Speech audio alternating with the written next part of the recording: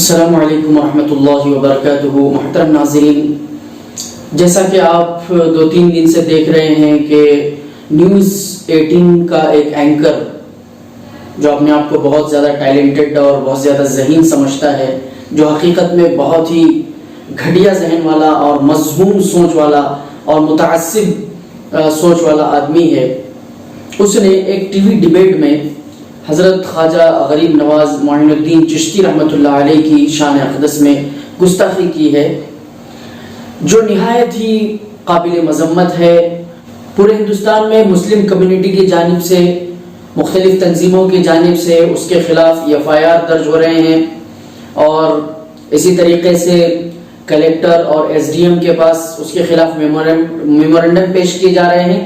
یہ بہت ہی خوش آئند بات ہے اور یہ ایسا ہونا چاہیے، بلکہ ایسے لوگوں کو گھسیٹ کر سلاخوں کے پیچھے ڈال دینا چاہیے تاکہ اس طریقے کی گھناؤنی حرکت کرنے کی کوئی دوسرا اینکر ہمت نہ کر سکے۔ ناظرین محترم، یہاں پر ایک سوچنے کی بات یہ ہے کہ یہ جو امیش دیوگن نامی نیوز 18 کا اینکر ہے، اس نے حضرت خواجہ غریب نواز رحمۃ اللہ علیہ کے شان میں جو گستاخی کی ہے، تو کہیں ایسا تو نہیں ہے کہ یہ بھی ایک سازش کا حصہ ہے؟ کیونکہ ابھی ہندوستان میں 2 معاملے بہت گرم چل رہے ہیں۔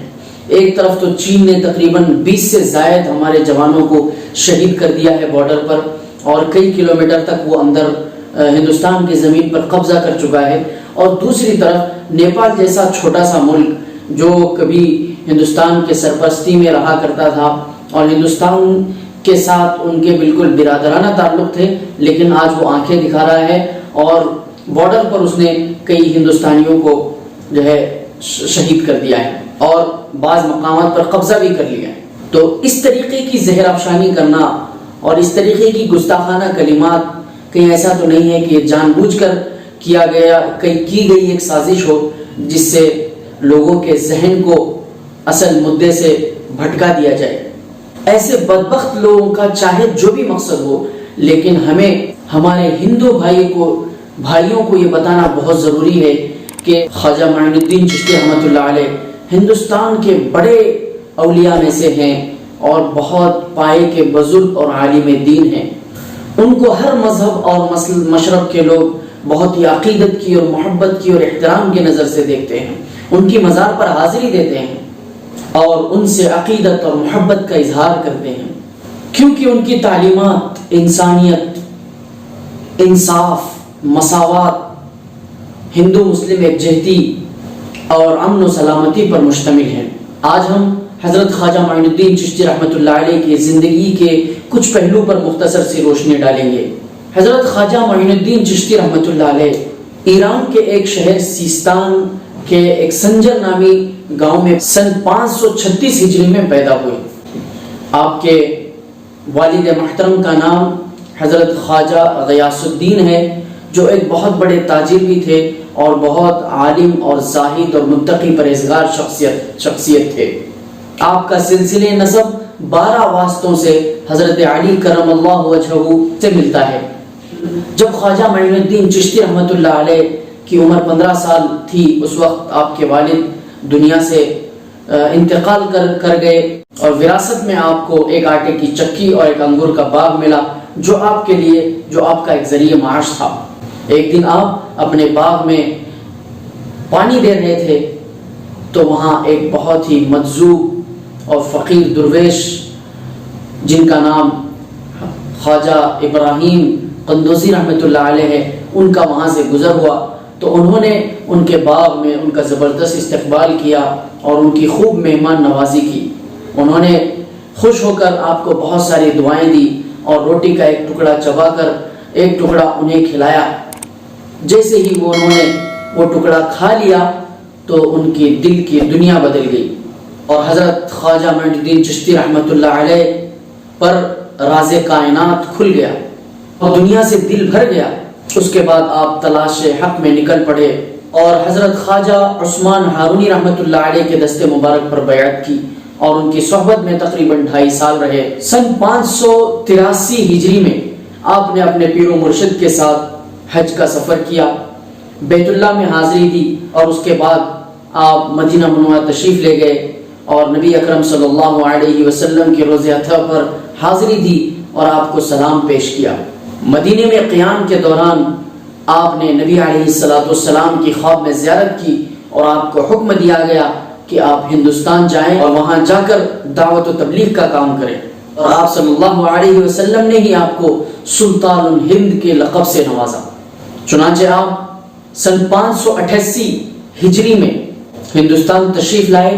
جب آپ ہندوستان تشریف لائے تو بہت بڑا لاہ و لشکر یا تیر و تلوار لے کر کے تشریف نہیں لائے، بلکہ آپ نے قرآنی تعلیمات اور اسلامی تعلیمات، اخلاق حمیدہ، بلند کردار اور امن و سلامتی کا پیغام لے کر کے آئے، اور آپ نے اپنے اعلیٰ کردار سے، اسلامی تعلیمات سے اور اپنے روحانی برکات اور انوارات سے پورے ہندوستان کو فیضیاب کیا اور روشن کیا۔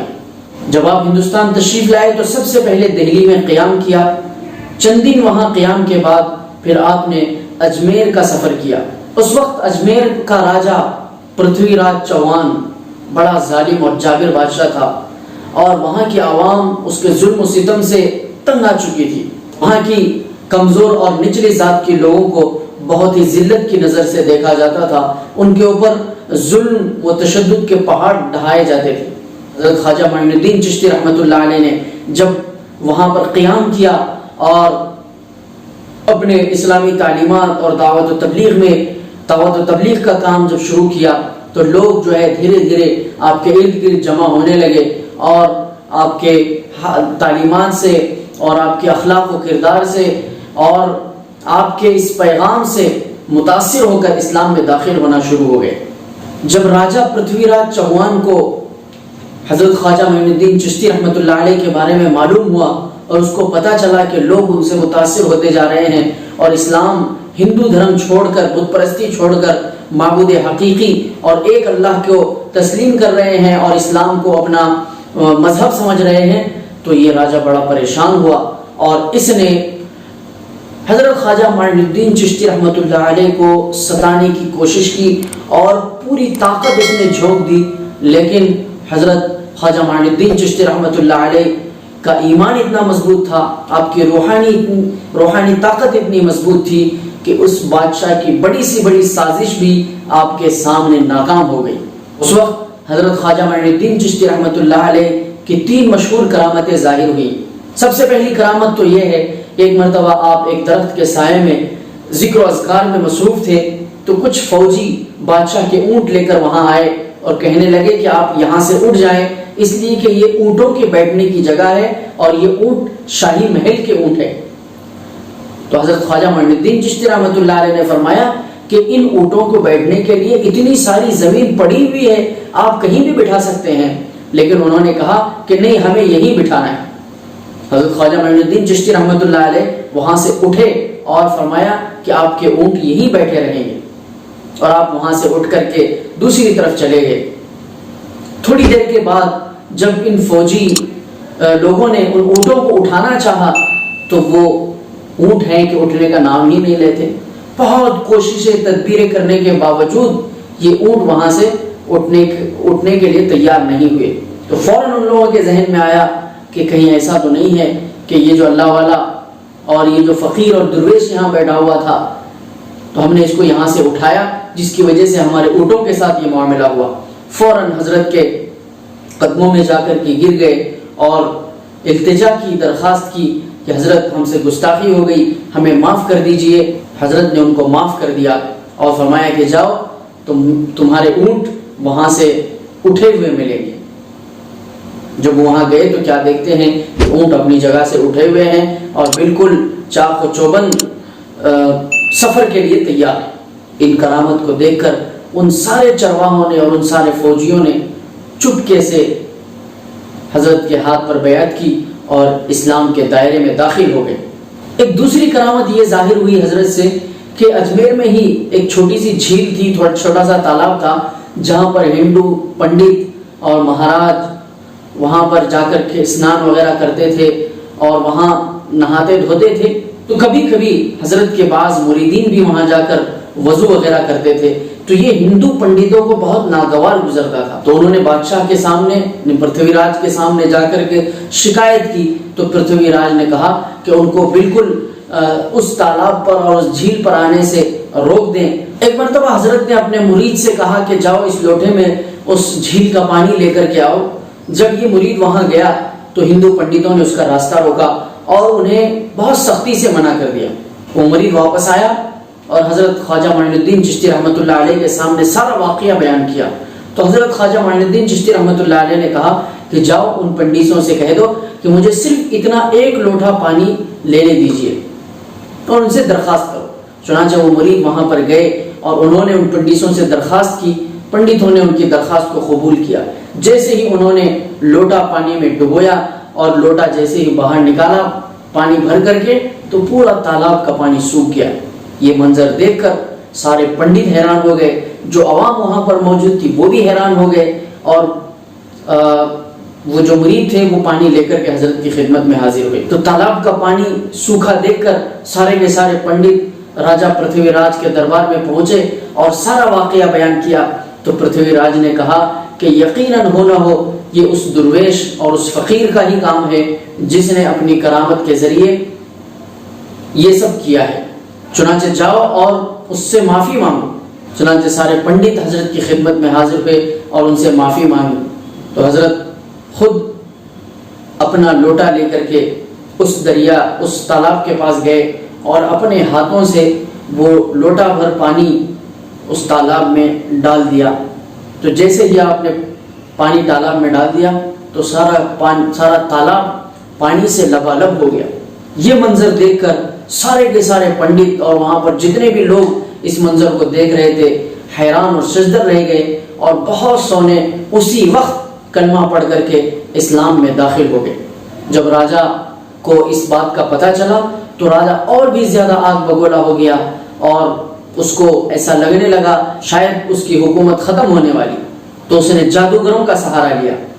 تو جے پال نامی ایک جادوگر جو پورے راجستھان میں بہت مشہور تھا اس کو بلایا گیا اور اس نے اپنے جادو سے حضرت خواجہ معین الدین چشتی رحمۃ اللہ علیہ کو اور آپ کے مریدین کو ستانے کی، پریشان کرنے کی کوشش کی. لیکن آپ کی روحانی طاقت کے سامنے جے پال کی جادو کچھ کام نہ کر سکی.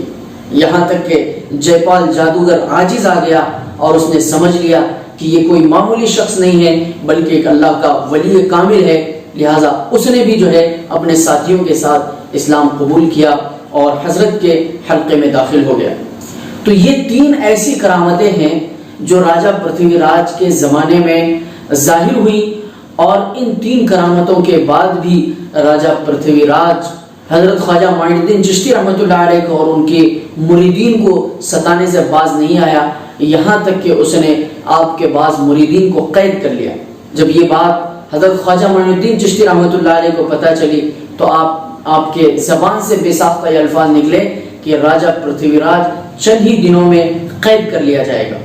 چنانچہ اسی سال سلطان شہاب الدین غوری نے اجمیر پر حملہ کیا اور راجہ پرتھوی راج کو گرفتار کیا گیا اور اسے قتل کر دیا گیا. اس کے بعد حضرت خواجہ معین الدین چشتی رحمۃ اللہ علیہ کا دعوت و تبلیغ کا مشن اور بھی تیزی سے آگے بڑھا، یہاں تک کہ ہندوستان میں تقریباً 90 لاکھ لوگوں نے، 90 لاکھ ہندوؤں نے آپ کی تعلیمات سے، آپ کے اخلاق و کردار سے اور آپ کی وعظ و نصیحت سے اسلام قبول کیا. تصوف میں جو سلسلے چشتیہ ہے یہ حضرت خواجہ معین الدین چشتی رحمۃ اللہ علیہ کی طرف منسوب ہے. حضرت خواجہ معین الدین چشتی رحمۃ اللہ علیہ آخری وقت تک اجمیر میں ہی قیام پذیر رہے اور اپنے مریدین کی تعلیم و تربیت کرتے رہے. ظاہر ہے کہ جو بھی اس دنیا میں آیا ہے اس کو ایک نہ ایک دن ضرور واپس جانا ہے. 627 ہجری کو اس دار فانی سے دار بقا کی طرف کوچ کر گئے. آپ نے تقریباً 97 سال کی 97 ایئرس کی زندگی پائی اور اس دوران آپ پوری اپنی زندگی اسلام کی اور دین کے اشاعت اور اس کے تبلیغ کے لیے آپ نے صرف کیا. تو یہ تھی حضرت خواجہ معین الدین چشتی رحمۃ اللہ علیہ کی زندگی کی چند جھلکیاں، جن کو خواجہ غریب النواز بھی کہا جاتا ہے، جنہوں نے اب پوری زندگی میں غریبوں کا بہت خیال رکھا. جو بھی مال ان کے پاس آتا تھا، جتنی مقدار میں بھی آتا تھا، وہ مال وہ سب کا سب غریبوں پر خرچ کرتے تھے۔ لیکن آج کل کے یہ جو جاہل نیوز اینکر ہیں، جن کے پاس کوئی علم نہیں ہے، جن کا کوئی مطالعہ نہیں ہے، ہندوستان کی تاریخ سے وہ واقف نہیں ہے، ہندوستان کی گنگا جمنی تہذیب سے وہ واقف نہیں ہے، ہمیشہ اس کوشش میں رہے ہیں کہ کسی طریقے سے اس گنگا جمنی تہذیب کو ختم کر دیا جائے، ہندو مسلمانوں کو آپس میں لڑا دیا جائے اور ہندوتو کا جھنڈا بلند کیا جائے۔ لیکن محترم ناظرین، ہمیں چاہیے کہ ہم ان سارے چیزوں کا مقابلہ تو کرتے رہیں، لیکن دعوت و تبلیغ کا کام بھی کرتے رہیں، ہمارے غیر مسلم بھائیوں کے سامنے اسلام کی تعلیمات کو پیش کریں، انہیں اسلام کی صحیح شکل و صورت سے متعارف کرائیں۔ جب وہ اسلامی تعلیمات سے آشنا ہو جائیں گے، قرآن و حدیث اور اسلام کے پیغام سے واقف ہو جائیں گے، تو یہ جو دوریاں ہیں یہ دوریاں ختم ہو جائیں گی، یہ جو نفرتیں ہیں یہ نفرتیں ختم ہو جائیں گی، اور پھر سے ہندوستان سونے کی چڑیا بن کر کے ابھرے گا، پھر سے ہندوستان امن و سلامتی کا ایک بہترین ملک بن کر پوری دنیا کے لیے ایک مثال بن جائے گا۔ السلام علیکم ورحمۃ اللہ وبرکاتہ۔